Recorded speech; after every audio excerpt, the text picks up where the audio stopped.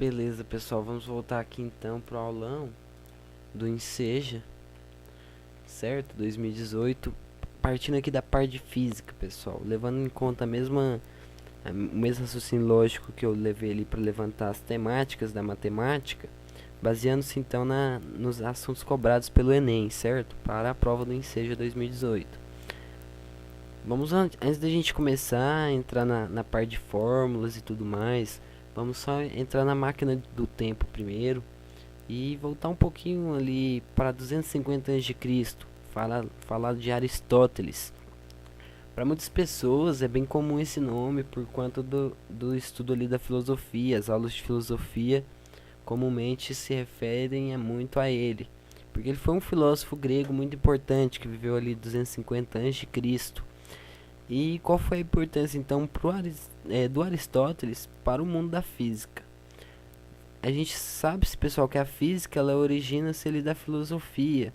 A filosofia foram os iniciais estudos ali do homem, né, sobre o ser, sobre o mundo, sobre as causas do mundo, as causas do ser e todas as questões e dúvidas sobre o universo. Partiram ali da filosofia, onde iniciou-se ali a filosofia natural, que só mais para frente foi denominada física. Então analisando aqui, pessoal, Aristóteles, a gente tem duas ideias centrais dele para a física, que seriam quais? O geocentrismo, pessoal, porque na época de Aristóteles e o pensamento aristotélico também reforçava isso, era que a Terra fosse o centro do universo. E foi um pensamento, pessoal, que perpetuou por muitos anos ainda assim na sociedade e no mundo no geral. Mas o que a gente quer observar aqui agora, pessoal, não seria no caso a respeito disso, mas sim, por exemplo, um exemplo simples do cotidiano. A gente imaginar uma melancia, um limão caindo de um prédio. Muita gente na época de Aristóteles diria que a melancia cairia primeiro, por ser mais pesada. Ou o contrário, mas não importa. A gente já sabe se hoje que ambas caem ao mesmo tempo, certo? Juntas ao solo, por conta da aceleração empregada nelas serem a mesma. Só que para Aristóteles não havia esse conhecimento que a gente tem prévio sobre isso. E para Aristóteles, pessoal, naquela época havia-se muito o tal do sofisma. O que era o sofisma? Para eles era um modo de pensar o mundo e fazer filosofia que estava bem envolvido ali em Aristóteles, que seria o sofisma, pessoal, um raciocínio que, embora ele pareça haver lógica, ele não é fidedigno à realidade. Por exemplo, desse, da melancia e do limão caindo, né? Ele simplesmente pensava, por haver alguma lógica assim que fundamentasse isso, ele não partia para a parte experimental. Até que 2000 anos depois, Galileu, certo? Foi o pai do método científico. Ele começou então com esse pensamento, tipo assim, pessoal, vamos sair do campo só das hipóteses, né, das ideias, vamos colocar as coisas em prática, fazer experimentos. Não que não tenha havido nenhum experimento em Aristóteles, não é isso que eu quero dizer, mas foi com Galileu que isso foi evidenciado bastante e feito de forma assim mais sistemática e mais fidedigna a fatos, né? E E por mais que muitos fatos científicos, o pessoal, se levantem da dedução, é necessário fazer uma experimentação, uma evidência, né, das hipóteses levantadas. Por isso Galileu, ele pegou o plano inclinado, certo? Que é esse plano aqui, ó, esse desenho que a gente tem aqui abaixo da figura de Galileu. Ele viveu ali por volta de 1650 depois de Cristo, pessoal. Então foram 2000 anos, né, de física ali aristotélica, se assim podemos dizer. Então Aristóteles começou com esse plano inclinado aqui, fazendo esse experimento. Ele pegou uma bolinha, colocou dois planos inclinados, pessoal, um de frente ao outro.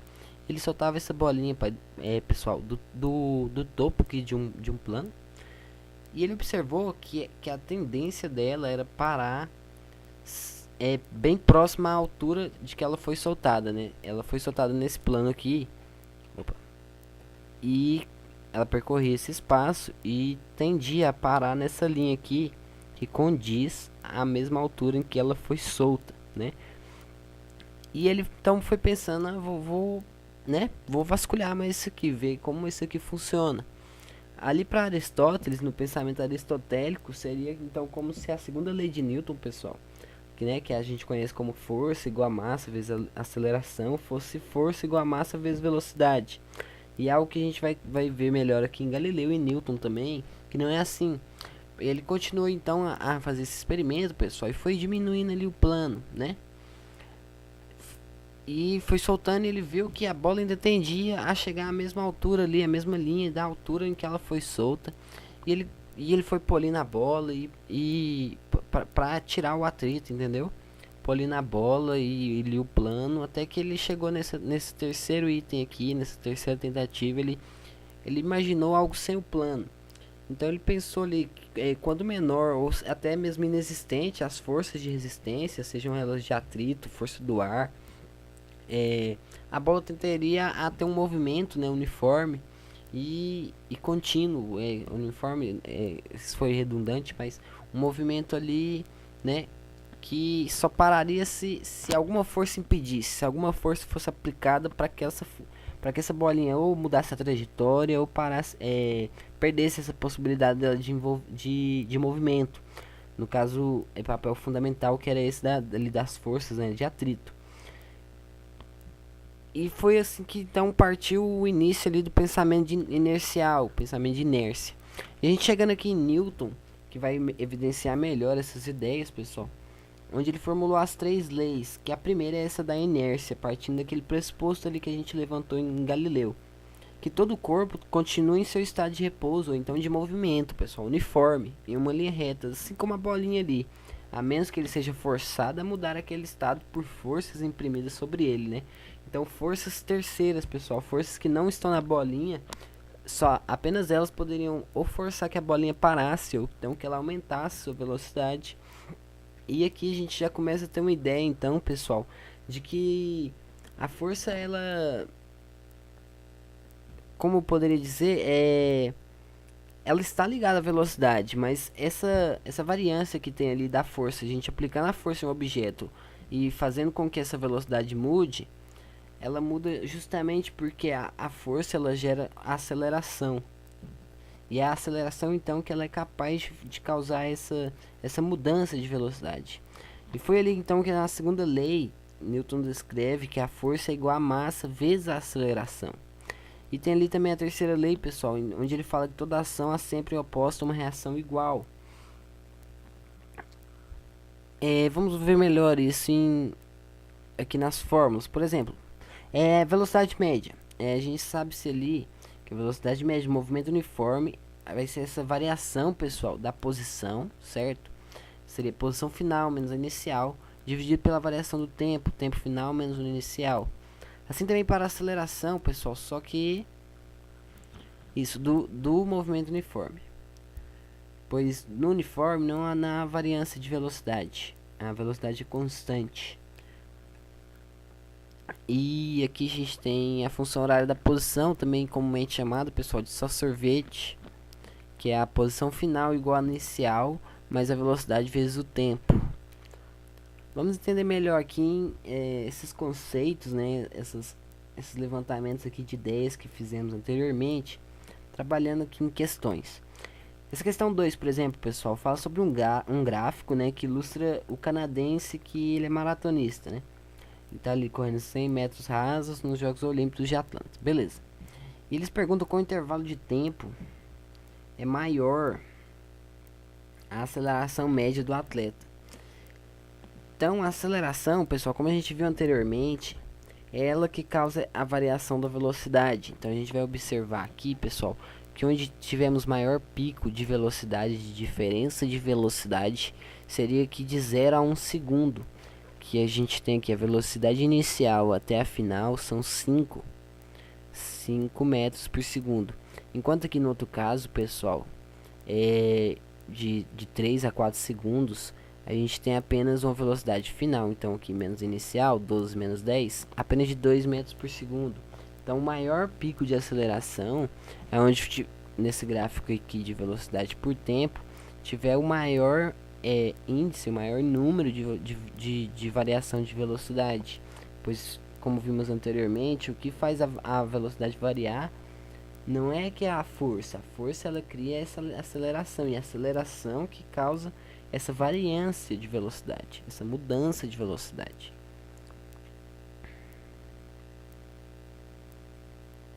Aqui eu fiz os cálculos, pessoal. Em A1, a diferença a variação da velocidade, a velocidade final menos inicial, 5 menos 0, 5 metros por segundo. Assim como a aceleração também, 5 metros por segundo, só que ao quadrado. Enquanto em ali em A2, que eu desenhei aqui, para vocês verem, é 2 metros por segundo. Algo que faz muito sentido também quando a gente avalia esses Jogos Olímpicos, porque, por exemplo, 100 metros rasos, pessoal, como se a gente olhar ali numa questão mais subjetiva ali desse contexto, é bem provável que a gente consiga imaginar que um atleta ele vai empenhar mais velocidade nos estágios iniciais da corrida, para tomar uma diferença de posição maior dos adversários. Depois ele vai tender ali a manter nessa velocidade, de modo que ele não se canse tanto, para ali no final ele chegar bem, né, bem mais tranquilo. Mas beleza. Outra ideia que a gente tem que ter, pessoal, é essa de vetores, pra gente poder entender bem essa parte da física que é a mecânica, certo? Outra coisa também, pessoal, sobre o pensamento da inércia ali que a gente comentou, que eu passei bem vagamente. Um exemplo da inércia, só vou voltar aqui pra vocês. Sobre todo o corpo continuar em seu estado de repouso, de movimento, a gente pode observar isso em algo do cotidiano. Por exemplo, andando de carro. Se o carro dá uma freada brusca, por que o nosso corpo tende a ir para frente? Se estiver sem cinto, né, até chocar-se com o painel do carro. Porque o corpo da gente continua conservando aquela quantidade de movimento, aquele movimento que o carro estava produzindo. Quando o carro freia, então o nosso corpo vai para frente, né, ele vai impulsionando, ele continua a obter a velocidade que o carro estava levando, sem considerar essa freada brusca que o carro deu. Até que outra força, né, no caso ali um impacto contra o painel, faz com que a pessoa bate, volte ou algo do tipo. Por isso que é bem importante usar cinto de segurança, pessoal. Não vamos desafiar as leis da física nem da inércia, certo? Outra questão também bastante interessante, pessoal, que a gente pode dialogar acima disso aqui, é ali dos vetores, pra gente entender bem a física, porque a física, em média, pessoal, 70% do que a gente sabe sobre ela é parte da mecânica. Por isso que é o assunto que eu tô mais levando em conta, por ser o mais cobrado também em vestibulares, ou em SEJA, ou ENEM, ou seja, quaisquer provas assim, né, de nível médio. Mas beleza, vamos entender essa parte de vetores. Vetores, pessoal, é um número especial, assim como muitos conhecem, por exemplo, matrizes ou números complexos, são números diferentes, especiais. Um número escalar, pessoal, é um número comum, por exemplo, que ele tem só um valor. Ele tem só uma característica, que é o módulo, né? Por exemplo, 10 é um número escalar, é só um módulo, né? Ou, por exemplo, a posição na trajetória, né? Eu tô ali no quilômetro 90. É uma grandeza escalar, né? É um número acompanhado da sua unidade de medida e apenas. Só que o vetor, ele passa disso, ele vai além disso. É um número com 3 características. Ele tem o seu módulo, que é o seu valor e sua unidade de medida. E ele tem direção e sentido.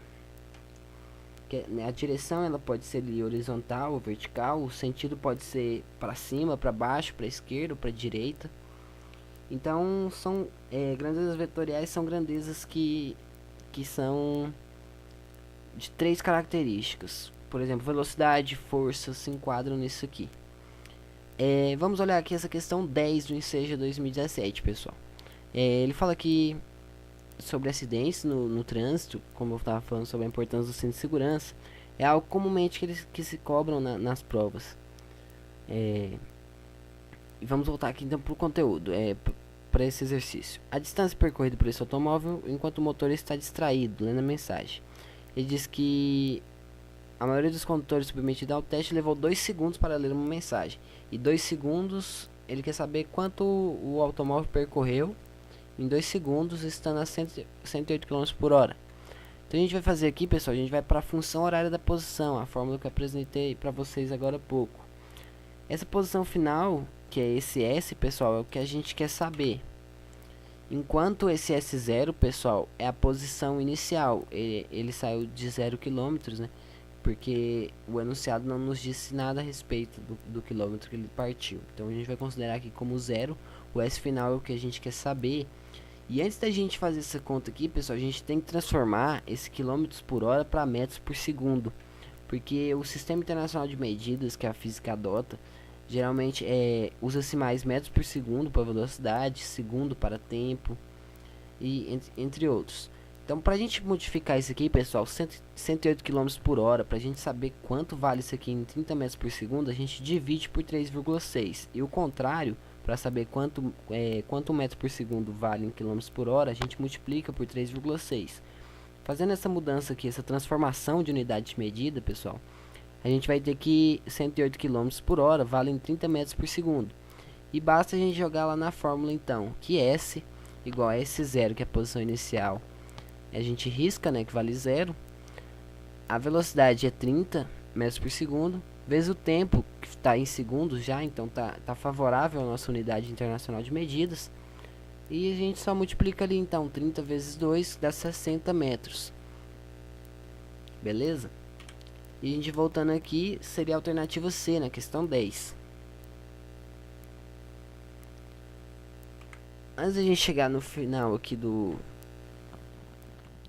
dessa aula, pessoal, só queria reforçar mais algumas coisas. Por exemplo, a partir desses conceitos de velocidade, né, e aceleração, essas coisas, a gente tem os tipos de movimento. Por exemplo, como eu já havia dito antes, o movimento uniforme, o qual a velocidade não varia, né? O movimento retilíneo uniforme é que nada varia, né? Tudo é constante. Então a velocidade, a trajetória, né, vai ser sempre em linha reta. Então não vai ter nenhum obstáculo, nem nenhuma interferência ou inclinação na trajetória. E no mais é isso, pessoal. Caso vocês tenham alguma dúvida, podem deixar no comentário. Vocês têm meus números para contato também. E chegar na parte extra aqui, que é o final dessa aula. Agradeço quem chegou até aqui, onde eu deixo um bizu. Bizu, pessoal, é quando é alguma dica, algum macete, algo do tipo. E tá aqui, como chutar as letras. Alguém creio que a maioria deve estar curioso a respeito disso.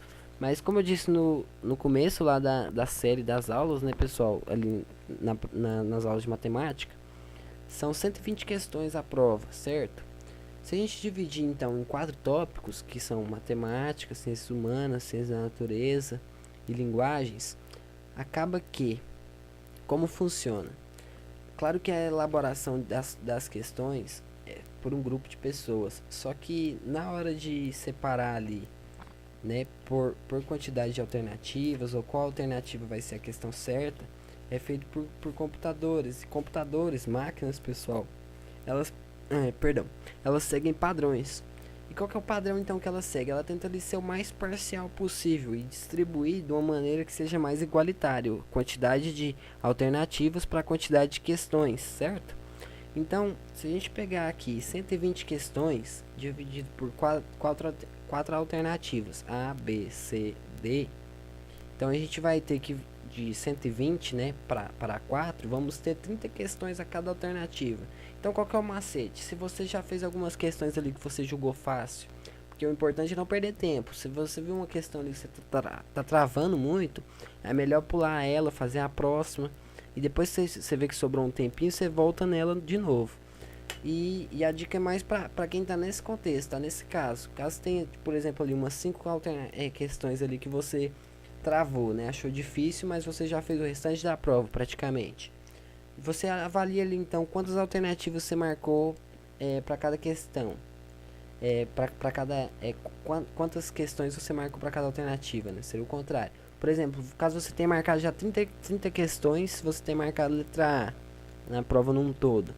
E 5 questões ali que se falta, pessoal, você consegue enxergar ali que você marcou apenas, vamos supor, umas 10 ou 15 questões para a letra D. Então é bem mais provável que se você chutar a letra D nessas questões que você travou, é bem mais provável que você acerte. por causa dessa critério de distribuição de alternativas para questões. Claro que não é 100% de certeza e que seria impossível fazer toda a prova dessa maneira, pessoal.